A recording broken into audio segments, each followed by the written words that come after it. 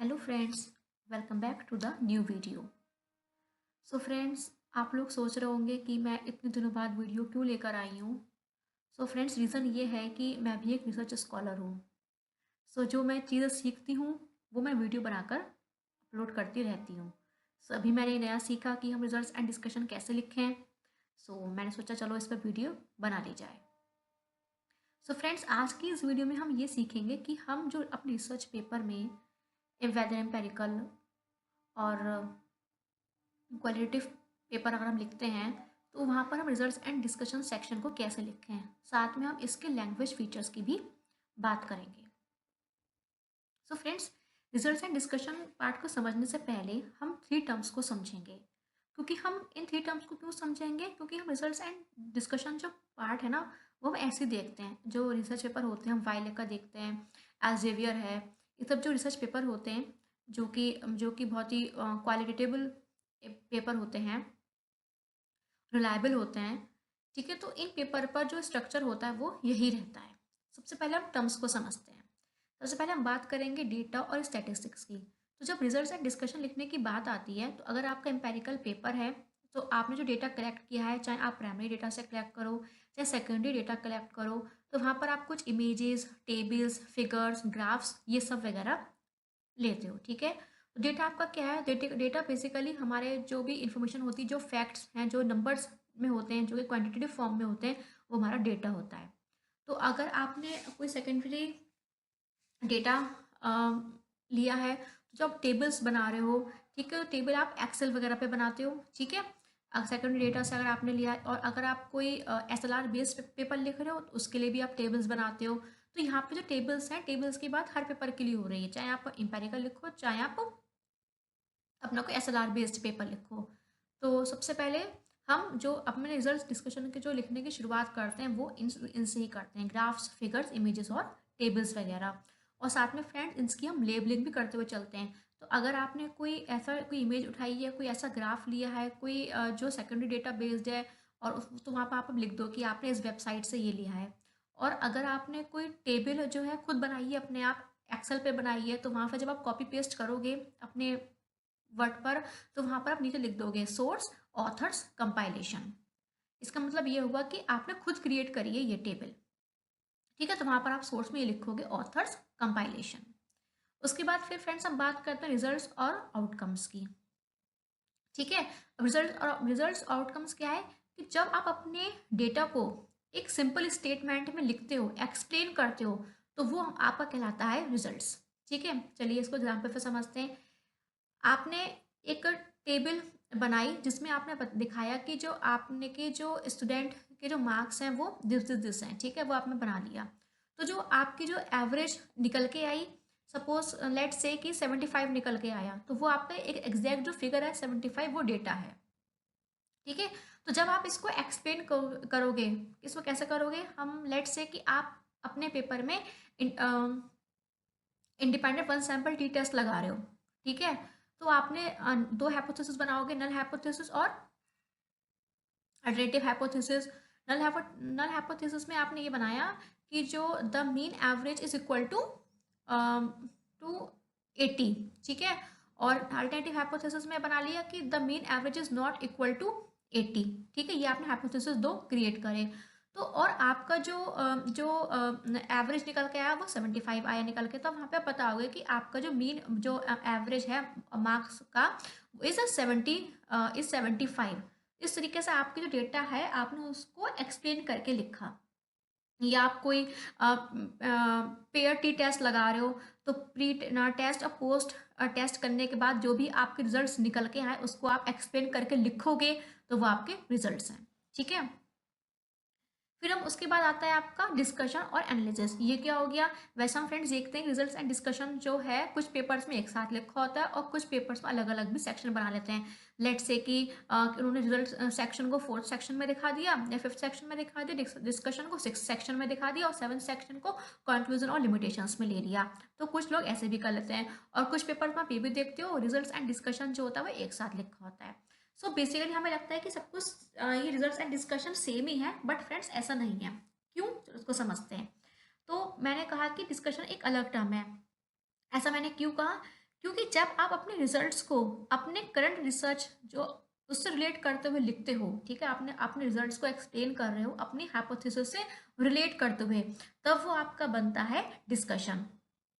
जैसे कि फ्रेंड्स, हम ये देख रहे हैं कि कि आपने एम्प्लॉयज़ को ट्रेनिंग, तो जो ट्रेनिंग देने का इम्पैक्ट क्या आया एम्प्लॉयज़ की परफॉर्मेंस पर, ठीक है। तो जब आपने देखा कि आपका जो ट्रेनिंग देने का जो इफेक्ट है वो पॉजिटिव आया एम्प्लॉयज़ की परफॉर्मेंस पे, तो जो भी आपने डेटा वगैरह, जो भी आपने अपने एसपीएसएल सॉफ्टवेयर पे जो भी आपने टेस्ट लगाए, जो भी आपने डेटा कलेक्ट करा है, उससे रिलेटेड जो टेस्ट लगाए, ठीक है, तो उससे आपने देखा कि आपका जो भी वैल्यू है कि वो उससे ज़्यादा आ रही है, कम आ रही है, जो भी है, जो भी आपके रिजल्ट्स निकल के आए, तो उसको जब आप अपने करंट रिसर्च से रिलेट करते हुए लिखते हो, ठीक है, तो वो आपका बनता है डिस्कशन। इसको आप पास्ट स्टडी से भी रिलेट कर सकते हो, इसको आप करंट हाइपोथेसिस से भी रिलेट करके लिख सकते हो। वो कैसे? कि जैसे कि आप बता सकते हो कि आपका कि पास्ट में जो था, इस चीज़ पे मतलब, जैसे अगर हम लेट्स से कि आपने कोई टैम मॉडल के बारे में सुना होगा, ठीक है, तो टैम मतलब टेक्नोलॉजी एक्सेप्टेंस मॉडल।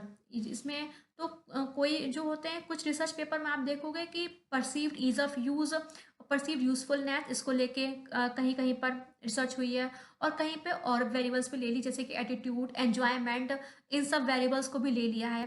तो जब आप अपने रिजल्ट्स को अपने करंट हाइपोथेसिस रिलेट करते हुए लिखोगे, तो उसको आप कहते हो डिस्कशन। समझ में आया?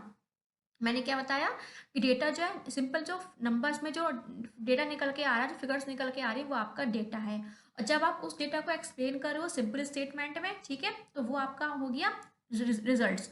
और जब आप उस रिजल्ट्स को अपने जो भी आपने हाइपोथेसिस बनाए, जो भी आपने ऑब्जेक्टिव्स बनाए, उससे रिलेट करते हुए लिखोगे, अपने अपने रिसर्च पेपर को आगे बढ़ाते हुए चलोगे, पैराग्राफ बनाते हुए लिखोगे, तब वो आपका बन जाता है डिस्कशन। ठीक है, इसको हम और अच्छे से समझ ले रहे हैं। जब हम लिटरेचर रिव्यू जब करते हैं, तो उसमें हम रिसर्च पेपर में एक लिखते हैं थियोरेटिकल बैकग्राउंड, ठीक है, तो वहाँ पर भी देखते हैं कि जो हम क्या करते हैं, अपनी जो भी पास्ट स्टडीज हो चुकी होती हैं, उन पास्ट स्टडीज को अपनी करंट रिसर्च से मिलाते हुए लिखते हैं, ठीक है।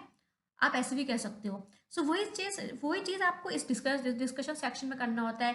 जो भी आपने रिजल्ट्स निकाले हैं अपनी प्रेजेंट रिसर्च में, जब उसको आप अपने हाइपोथेसिस के साथ रिलेट करते हुए लिखोगे, तो उसको हम कहते हैं डिस्कशन।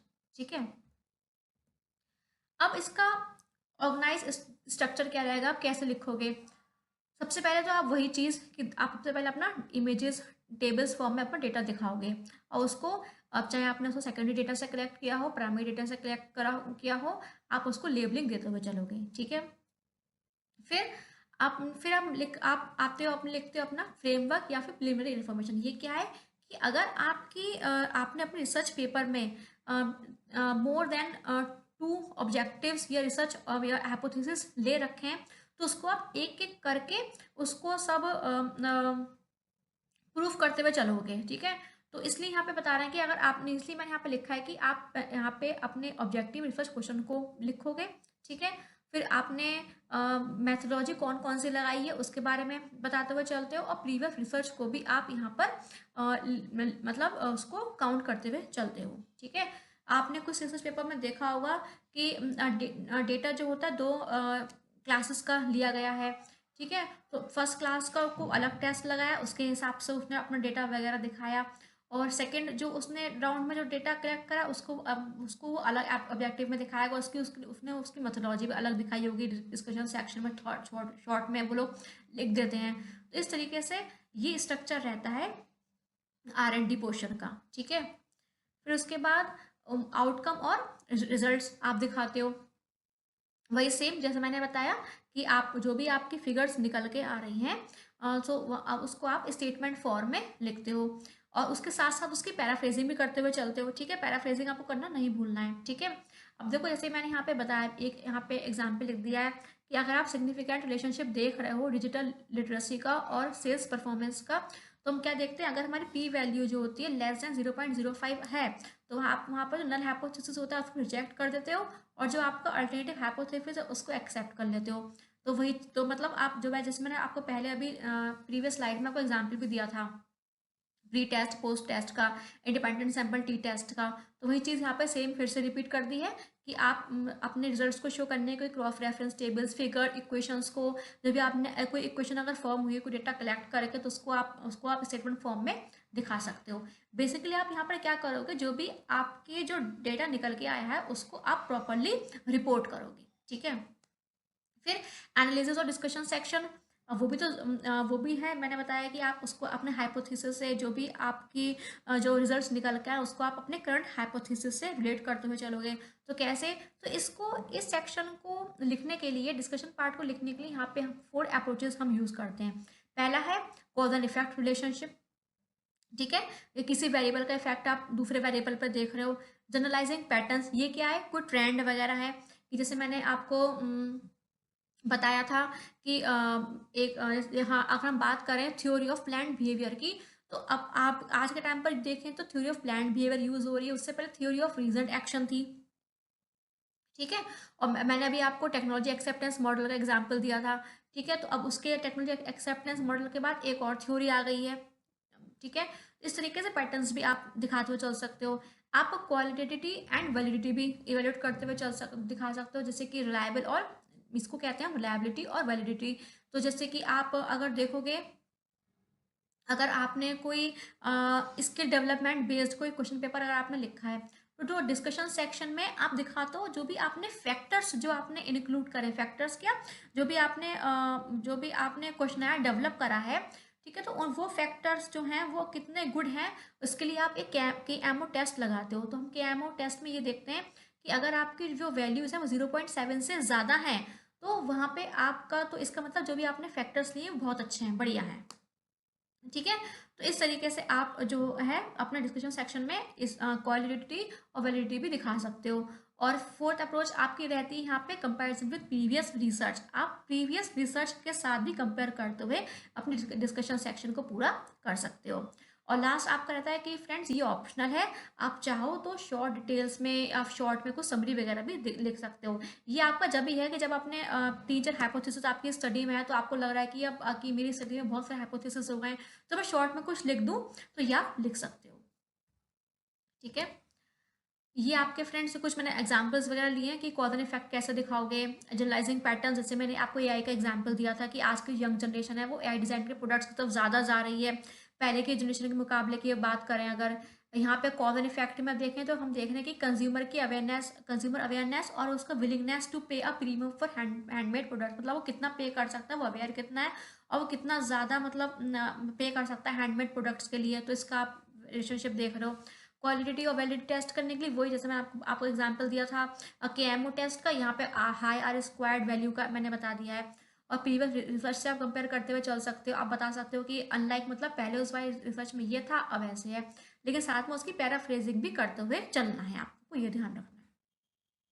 ठीक है, और उसके बाद अब हम बात करते हैं लैंग्वेज फीचर्स की। तो फ्रेंड्स अगर आप अपने डेटा दिखा रहे हो तो वहाँ पे तो कोई लैंग्वेज फीचर्स होती नहीं, कुछ सब कुछ इमेजेस फिगर्स फॉर्म में होता है। बस आप ये ध्यान रखते हो कि आप जो डेटा फिगर्स आपने लिए हैं खुद आपने बनाई हैं, तो आप लिख दोगे सोर्स ऑथर्स कंपाइलेशन, और कहीं और से अगर आपने लिया तो वहाँ का सोर्स देखोगे। अगर आपने कोई अपने फ्रेमवर्क में अगर आप बैकग्राउंड दिखा रहे हो अपनी स्टडी में, तो अगर आपके ऑब्जेक्टिव और हाइपोथेसिस हैं तो इसके लिए आप यूज़ करते हो सिंपल प्रेजेंट टेंस या फिर पास्ट टेंस। रिसर्च मेथोडोलॉजी में आप दिखा सकते हो सिंपल पास्ट टेंस, और कोई प्रीवियस वर्क जो आपकी बात कर रहे हो तो वहाँ पे आप पास्ट टेंस यूज़ करोगे, लेकिन साथ में आपको इंटेक्स साइटेशंस ज़्यादा से ज़्यादा देनी है। फ्रेंड अगर मैं अच्छे पेपर की अगर बात करूँ तो वहाँ पर आपका थियोरेटिकल बैकग्राउंड में इंटेक्स साइटेशन ज़्यादा से ज़्यादा होनी चाहिए, इंट्रोडक्शन सेक्शन में और थियोरेटिकल बैकग्राउंड में, क्योंकि जो इनिशियल स्टेज में आपका ये चेक किया जाता है कि आपने आपने जो भी जर्नल में आप भेज रहे हो अपना पेपर, तो वहाँ का आपने उसके वहाँ के पैटर्न को फॉलो करा है, उस किस स्टाइल से वहाँ पर पेपर लिखे हैं, पैराग्राफ फॉर्म में हैं या फिर आप जो अगर आप एब्स्ट्रैक्ट सेक्शन की बात करें तो अलग अलग हेडिंग्स लिखी हैं या फिर पैराग्राफ फॉर्म में है, इंटेक्स साइटेशन ज़्यादा से ज़्यादा दी हैं, तो इस चीज़ को बहुत ज़्यादा नोटिस किया जाता है। इसलिए मैं बार बार इस बात को कह रही हूँ कि आप अपनी स्टडी में इंटेक्स साइटेशन देते हुए चलोगे। उसके बाद अगर हम आउटकम्स और रिजल्ट्स की बात करें तो अगर आपने रिजल्ट्स को रिपोर्ट करो तो पास्ट टेंस यूज़ करोगे, ठीक है। और वहाँ मैंने आपको बता दिया टेबल्स एंड फिगर्स के लिए आप सिंपल प्रेजेंट टेंस यूज़ कर लेना। एनालिसिस और डिस्कशन सेक्शन की अगर बात करें फ्रेंड्स, अगर आप रिजल्ट्स पे मतलब रिजल्ट्स को अपने हाइपोथेसिस के साथ कंपेयर करते हुए चल रहे हो, तो वहाँ पे आप यूज़ करोगे सिंपल प्रेजेंट टेंस का। लेकिन फ्रेंड्स, ये चीज़ लाइन बहुत इंपॉर्टेंट है कि एनालिसिस और डिस्कशन सेक्शन में आप हैजिंग टर्म्स ज़्यादा यूज़ करोगे। हैजिंग टर्म्स क्या? ये आप जो टर्म्स है जैसे कि मे, सजेस्ट, प्रोबेबली, इन सम केसेस, अपेरेंट, इंडिकेट, ये सब हम देखते हैं, आप नोटिस करना रिसर्च पेपर में वर्ड यूज़ होते हैं। क्यों? क्योंकि अपनी अनसर्टेनिटी दिखाने के लिए, क्योंकि फ्रेंड्स आप जो भी क्लेम कर रहे हो तो वो आप ओवर जनरलाइज नहीं कर सकते। आपने तो अपने अकॉर्डिंग जो भी आपने अपने कन्वीनियंस के अकॉर्डिंग जो भी आपने डेटा कलेक्ट किया है उसके अकॉर्डिंग जो रिजल्ट्स निकल के आए आपने वो अपने स्टडी में दिखाया है। आप ये नहीं कह सकते कि मेरी स्टडी का रिजल्ट ये आया है तो पूरे में ओवरऑल ये अप्लाई हर जगह हो जाएगा, तो ऐसा नहीं है। इसलिए आपको ये हैजिंग टर्म्स यूज करनी है अपने डिस्कशन सेक्शन में। उसके बाद लास्ट है आपका वही फ्रेंड्स, अगर आप शॉर्ट डिटेल्स या फिर हाईलाइट्स देना चाहते हो तो आप सिंपली अपने एक अच्छा से सिंपल प्रेजेंट टेंस में 3-4 लाइन में सब भी दे सकते हो। बिल्कुल आप एक क्लियरली तरीके से अपने आइडियाज और फाइंडिंग्स को प्रेजेंट कर सकते हो। ठीक है फ्रेंड्स। सो फ्रेंड्स, हमने इस वीडियो में बात करी कि हम कैसे रिजल्ट्स एंड डिस्कशन सेक्शन लिखें। आई होप कि आपको ये समझ आ गया होगा।